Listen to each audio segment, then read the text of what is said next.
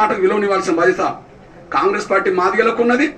అదే సమయంలో మాదిగ జాతి యావత్తుకు ఉన్నదనే విషయం కూడా మీ దృష్టికి తీసుకొస్తూ అన్న ఒక్కరోజు కనీసం రేపో ఎల్లుండో హవులెల్లుండో ఇవాళ 29, 30, 1, 2, 3 ఈ 4 రోజుల పాటు మన వాయిస్ను జనంలోకి తీసుకెళ్ళి ఒక్కరోజు మీ సమక్షంలో మేము కూర్చుంటాం.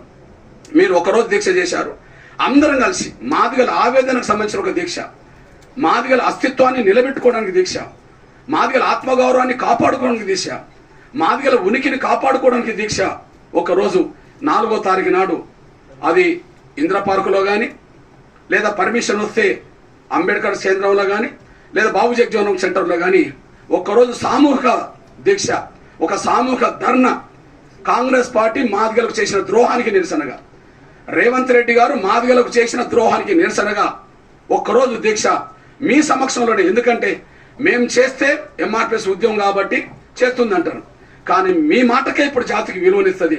కాంగ్రెస్ పార్టీలో అన్యాయం జరిగినా కాంగ్రెస్ పార్టీలో సీనియర్ నాయకుడు దీన్ని సహించడు అని చెప్పి జాతి అంతా మీ వైపు చూస్తుంది. కనుక మీ ఆధ్వర్యంలోనే మీ మార్గనిర్దేశంలోనే మీ పక్కన కూర్చోవడానికి మేమందరం వస్తామన్నా.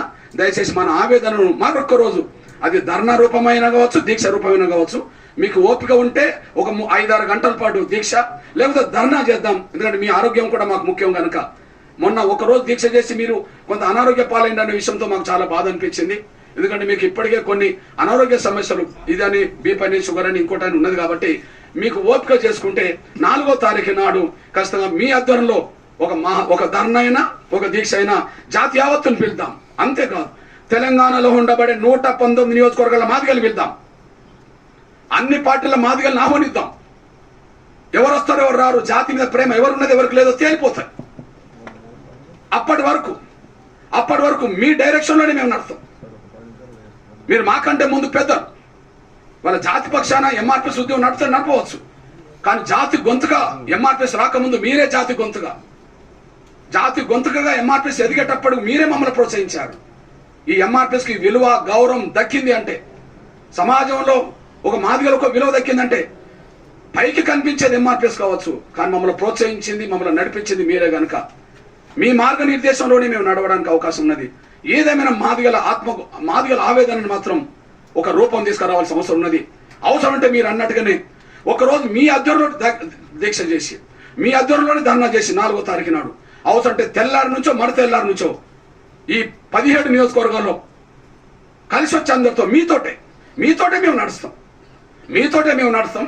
ఇంకా కలిసి వచ్చే అన్ని పార్టీల మన మాదిగ లీడర్లని లేదా కాంగ్రెస్ పార్టీలో కూడా ఆవేదన ఉన్న ప్రతి ఒక్కరిని బయటికి తీసుకొచ్చి ఈ 17 నియోజకవర్గాల్లో కాంగ్రెస్ పార్టీ విషయంలో మాదిగలకు చేసిన ద్రోహానికి నిరసనగా మనం యాత్ర చేయగలిగితే ఖచ్చితంగా కాంగ్రెస్ పార్టీకి రాజకీయంగా బుద్ధి చెప్పిన వాళ్ళం అవుతాం. అది సరి చేసుకుంటుందా లేదా రాజకీయ మూల్యం చెల్లించుకోవడానికి సిద్ధపడుతుందా తేల్చుకోవడానికి మాదిగ జాతి మాత్రం యుద్ధ భూమిలో ఉండాల్సిన అవసరం ఉన్నదన్న.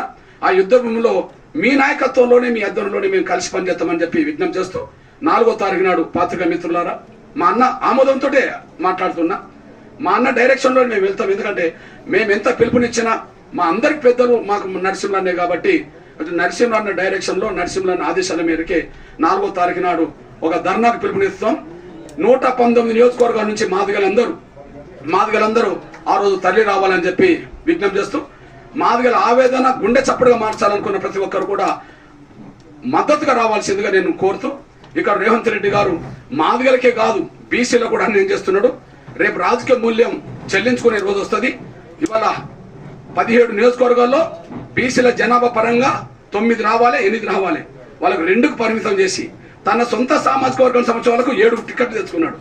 అంటే రిజర్వేషన్లు అంటే మాదిగలు గారు ఇతరులు మరొక వైపు బోధ్ తీర్మానం ప్రకారం ఒక కుటుంబానికి ఒకటే ఓటు. మరి ఆయనకి ఎందుకు ఇప్పించలేదు? సంపత్ కుమార్కు ఎందుకు ఇప్పించలేకపోయా? ఇక్కడ నాకు అర్థమవుతుందంటే కాంగ్రెస్ పార్టీలో ఎదుగుతున్న యువ నాయకులు, అదే సమయంలో వాయిస్ ఉన్న యువ నాయకులకు రేవంత్ రెడ్డి చెక్కు పెడుతున్నాడు అనడానికి ఇదంతా సాక్ష్యం కూడా మీ దృష్టికి తీసుకొస్తున్నాను. నేను ఒక అద్దంకి దయాకర్కు అంతో ఇంతో సమాజంలో ఒక పేరున్నది, ఆయనకు వాయిస్ ఉన్నది. కాబట్టి ఆ వాయిస్ ఉన్న ప్రతినిధి రావద్దని చెప్పే ఆయనకు చెక్కు పెట్టడం జరుగుతుంది. ఆయనకు చెక్కు పెట్టడానికి కారణం ఏంది? ఒకనాడు మునుగోడు సభలో రేవంత్ రెడ్డి గారి సమక్షంలోనే అప్పుడు కోమటిరెడ్డి గారి మీద ఒక అనుచితమైన వ్యాఖ్య చేసినట్టుగా అందరికీ తెలుసు. దాన్ని అడ్డం పెట్టుకొని ఆయనకు అవకాశం రాకుండా చేయడంలో కొంతమంది పాత్ర ఉన్నది. అతను కుమ్మక్కయ్యను. నేను అంటున్నా, ఒకే మాట జారిండేమో మా అద్దంకి దయాకర్ అనే మాల తమ్ముడు ఒకే మాట జారిండేమో కోమటిరెడ్డి మీద. కానీ కోమటిరెడ్డిను రేవంత్ రెడ్డి గారు ఎన్ని మాటలు మాట్లాడుకోలే, రాజగోపాల్ రెడ్డిను రేవంత్ రెడ్డి గారు ఎన్ని మాటలు మాట్లాడుకోలే, ఎన్ని రకాలుగా ఒకరినొకరు అవమానించి మాట్లాడలే. మీరు 100 మాటలు తిట్టుకున్నారు, మీరు కలిసి పని చేసుకుంటారు, మీరు మంత్రివర్గంలో ఉన్నారు. కానీ ఒక మాట అన్నాడనే పేరుతో ఆయన రాజకీయంగా ఎక్కడ ముందుకు రాకుండా చేస్తున్నారు. వాయిస్ ఉన్నోడిని ఇప్పుడు మా కులం నుంచి కాంగ్రెస్ పార్టీలో యువ నాయకుడు ఎదుగుతున్న వాళ్ళలో మా సంపత్ అసెంబ్లీలో ఓడిపోయిండు. మరి అసెంబ్లీలో ఓడిపోయిన మరి జీవన్ రెడ్డి గారికి, జగిత్యాలలో ఓడిపోయిన జీవన్ రెడ్డి గారికి మరి నిజామాబాద్ టికెట్ ఇచ్చారు కదా. మరి అలంపూర్లో ఓడిపోయిన మా సంపత్ కుమార్కు ఎందుకు ఆయన సొంత నియోజకవర్గంలో మరి టికెట్ ఇవ్వలేదు? అంటే మాదిగల ప్రతినిధిగా భవిష్యత్తులో ఎదిగితే వీళ్ళకు కంటగింపుగా మారుతాడని చెప్పి ఆయనకు రాకుండా చేశాడు. ఇగో మా గిరిజన వర్గానికి సంబంధించిన తమ్ముడు ఎవరు? మా బెల్లయ్య నాయకు. ఇగో మీ అందరికి తెలుసు బెల్లయ్య నాయకు చరిత్ర. ఎంఆర్పిఎస్ ఉద్యమం తర్వాత బలమైన ఉద్యమం నిర్మించడంలో లంబడ హక్కుల పోరాట సమితిని ఏర్పాటు చేసి మా తండాలో మహారాజ్యం 500 ఉన్న తండాలన్నిటిని పంచాయతీలు చేయాలని చెప్పి డిమాండ్ చేసి ఒక బలమైన ఉద్యమం నిర్మించి లంబడ ప్రజల గుండె చప్పుడుగా మారింది ఎవరన్నా ఉంటే బెల్లయ్య. అందరికి తెలిసే విషయమే. ఇవాళ పంచాయతీలు కూడా, తండాలు కూడా పంచాయతీలు అయిపోయినాయి. ఆయన డిమాండ్ మేరకు అయిపోయినాయి. ఆయన కాంగ్రెస్ పార్టీలో ఒక గొప్ప పాత్ర పోషించాడు. రాహుల్ గాంధీ గారు పాదయాత్ర చేస్తే పాదయాత్ర మొదలైన కానుంచి కన్యాకుమారి నుంచి కాశ్మీర్ వరకు పాదయాత్రలో పూర్తి స్థాయిలో పాల్గొనేది ఎవరని ఉంటే మా బెల్లయ్య నాయక్ అనే మా లంబడ, మా గిరిజన, మా తమ్ముడే ఉద్యమ స్ఫూర్తినోడు. ఆయన వాయిస్ ఉన్నది. మీరు చూడండి, మా ఎస్సీల తరపున 2 పాల్గొంటుంటారు ప్రతి సందర్భంలో, సంపత్ కుమార్ అండ్ మా దయాకర్. ఇప్పుడు వాళ్ళని మాత్రం తొక్కిపెట్టేశారు. మా ఎస్సీల తరపున టీవీ చర్చల్లో పాల్గొంటున్న వాళ్ళలో కాంగ్రెస్ పార్టీ తరఫున మా బెల్లయ్య నాయకు. మరి బెల్లయ్య నాయకు రాహుల్ గాంధీ గారితో అంత యాత్ర చేసిండు, ప్రతినిధిగా ఉన్నాడు, రోజు వాయిస్ ఇస్తాడు కదా. బెల్లయ్య నాయకు తన సొంత నియోజకవర్గంలో టికెట్ రాకుండా అడ్డుకున్నది వీళ్ళే. ఇవాళ పార్లమెంటుకు పోకుండా టికెట్ ఇవ్వకుండా అడ్డుకున్నది వీళ్ళే. అంతే అర్థమవుతుంది ఏంటంటే వీళ్ళ దగ్గర కులాంగిరి చేసే వాళ్ళని మాత్రమే ఏరుకొని అనగారిన వర్గాల పక్షాన, కాంగ్రెస్ పార్టీలో ఉండి కూడా అనగారిన వర్గాల పక్షాన మాట్లాడే నాయకత్వాన్ని ఎదగకుండా చేయడంలో ఈ పాత్ర ఉన్నది. ఇప్పుడు వాళ్ళకు ఓట్లు కావాలి కాబట్టి ఇప్పుడు సంపత్తును పక్కన పెట్టుకున్నాడు. మాదిగల ఓట్లు కావాలి, ఎస్టీల లంబడ ఓట్లు కావాలి కాబట్టి ఇక్కడ బెల్లయ్య నాయకుని పక్కన పెట్టుకున్నాడు. మరి మాదిగల ఓట్లు కావాలనుకున్న ఇతను మరి మాదిగలకి అన్యాయం చేసినప్పుడు రేవంత్ రెడ్డికి ఓట్లు ఎట్లెత్తారు? అసలు మా సంపత్ కుమార్ ఓట్లు వేయమని ఎట్లా అడుగుతాడు?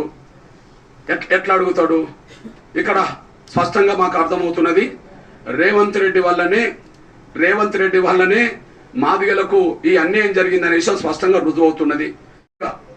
వివేక్ కుటుంబానికి ఎందుకు మూడిచ్చారు? ఇది కాంగ్రెస్ పార్టీ నియమావళికి విరుద్ధం కదా.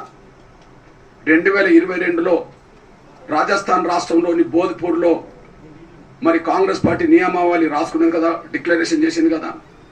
కాంగ్రెస్ పార్టీలో ఒక కుటుంబానికి ఒకటే టికెట్ అని, ఒక కుటుంబానికి ఒకే టికెట్ అన్నప్పుడు అంతకు ముందే ఈయన బీజేపీలో ఉన్నప్పుడే వివేక్ వాళ్ళ అన్నకు మరి బెల్లంపల్లి నుంచి టికెట్ ఇచ్చారు కదా. ఒక కుటుంబానికి ఒకటే అర్హత ఉన్నప్పుడు బెల్లంపల్లిలో టికెట్ ఇచ్చింది ఎనఫ్. 2వ టికెట్ ఎట్లొచ్చింది? వివేక్ ఎట్లొచ్చింది? ఇది బోధ్పూర్ కాంగ్రెస్ పార్టీ నియమావళికి విరుద్ధం కదా. 2వ టికెట్ ఉండగా కూడా, ఎమ్మెల్యే ఉండగా కూడా అదే కుటుంబంలో వాళ్ళ కొడుకు పెద్దపల్లి టికెట్, పార్లమెంట్ టికెట్ ఎట్లొచ్చింది? ఇది బోధ్పూర్ తీర్మానానికి విరుద్ధం కదా. మీరు అంబేద్కర్ రాష్ట్ర రాజ్యాంగం గురించి గొప్పగా మాట్లాడే మీరు మీ సొంత రాజ్యాంగాన్ని విలువనిత్తలేరు కదా. మీ సొంత రాజ్యాంగం కదా ఒక కుటుంబానికి ఒకటే అనేది సూత్రము. ఆ ఒకటే అనే సూత్రానికి కట్టుబడి ఉండాల్సిందంటే ఒకటి అయిపోయింది. 2 ఎందుకు వచ్చినాయి, 3 ఎందుకు వచ్చినాయి? ఒక కుటుంబంలో 3 ఇవ్వడం కంటే ఒక దశాబ్ద కాలంగా కాంగ్రెస్లోనే ఉన్న, 2 దశాబ్దాలుగా ఉద్యమంలో పాల్గొన్న, అంతో ఎంతో దళిత వర్గాల నుంచి మా మాల సామాజిక వర్గం నుంచి ఒక గొంతుగా వినపడుతున్నది అద్దంకి దయాకరే కదా. మరి ఆయనకి ఇవ్వచ్చు కదా. అదే సమయంలో మీ సోదరుడిగా చెప్తున్నా, మల్లు బట్టి విక్రమాంక కుటుంబానికి ఎట్లా అర్హత? మల్లు రవికి పార్లమెంట్ టికెట్ ఇచ్చే అర్హత ఎక్కడున్నది? ఆయన అక్కడ స్థానికుడు కూడా కాదు కదా. అది పక్కకు పెట్టండి, మీ నియమావళి కదా. బోధ్పూర్ డిక్లరేషన్ ప్రకారంగా మీ నియమాల ప్రకారంగా మళ్ళీ బట్టి విక్రమార్క మధుర ఎమ్మెల్యే గెలిచి ఇప్పుడు డిప్యూటీ సీఎం అయింది కదా, మరి ఆ తీర్మానాన్ని ఉల్లంఘించి మీరు మరి రవికి ఇచ్చారు కదా, ఇది కూడా మీరు బోధ్పూర్ డిక్లరేషన్ విస్మరించినట్టే కదా. అదే సమయంలో కంటోన్మెంట్ ఉప ఎన్నిక సందర్భంగా మా సర్వే సత్యనారాయణ గారు సీనియర్ నాయకుడు, ఉన్నాడు కదా. ఒకవేళ మూడిట్లో ఒకటి ఇదే తీయదలుచుకుంటే అద్దంకి దయాకర్కు ఇవ్వాల్సింది న్యాయం కదా, మరి ఎందుకు ఇవ్వలేదు అంటే మీ డిక్లరేషన్లు మీరు ఉల్లంఘించుకుంటూ వచ్చేసారు. దానివల్ల మా పట్టు కొట్టేశారు. కడియం సేర్ గురించి ఏం మాట్లాడాము? ముఖ్యమంత్రిగా ఇప్పుడు రేవంత్ రెడ్డి గారు టీడీపీలో పనిచేస్తున్నప్పుడు ఏం మాట్లాడిండు?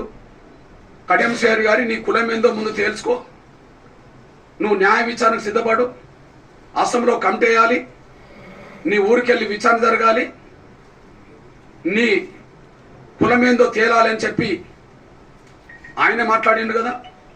మాలా మాదిగల అవకాశాలు దోచుకుంటున్నావు అని చెప్పి కడియం సేర్ గురించి మాట్లాడిండు కదా. అంటే మాల కాదు మాదిగ కాదు ఎస్సీ కాదని నువ్వే అన్నావు కదా. మాల కాదు మాదిగ కాదు ఎస్సీ కాదని కూడా నువ్వే చెప్పావు కదా. మరి ఎస్సీ కాని వ్యక్తికి వాళ్ళ బిడ్డకు నువ్వెట్లా టికెట్ ఇప్పించావు? మళ్ళా నేనే రప్పించుకొని ఇప్పించాను నువ్వే అన్నావు కదా. అంతకుముందు మాట్లాడిన మాటలకు ఇప్పుడు తీసుకున్న నిర్ణయాలకు విరుద్ధం కదా. అంటే ఇక్కడ మా వాళ్ళు ఎవరున్నారు? నేను మళ్ళీ చెప్తున్నా, ఏ మాటకు ఆ మాట. 4లో 1 మాలలకు రాదలుచుకుంటే దానికి అర్హుడు మా అద్దంకి దయాకరే, మాలల ప్రతినిధిగా మా అద్దంకి దయాకరే.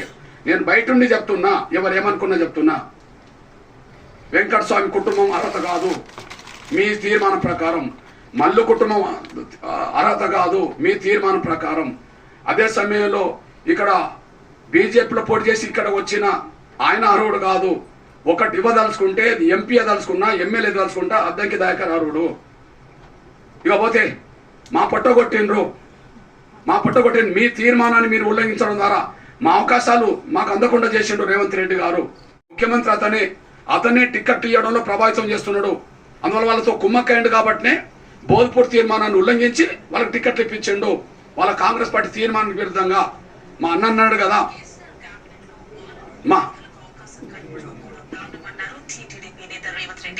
వారి హక్కులను హరిస్తున్నారనడానికి కేసీఆర్ మంత్రివర్గమే నిరసనమన్నారు ఆయన. దళిత వర్గ ముసుగులో కడియం శ్రీహరి డిప్యూటీ సీఎం పదవి అనుభవిస్తున్నారని ఆరోపించారు.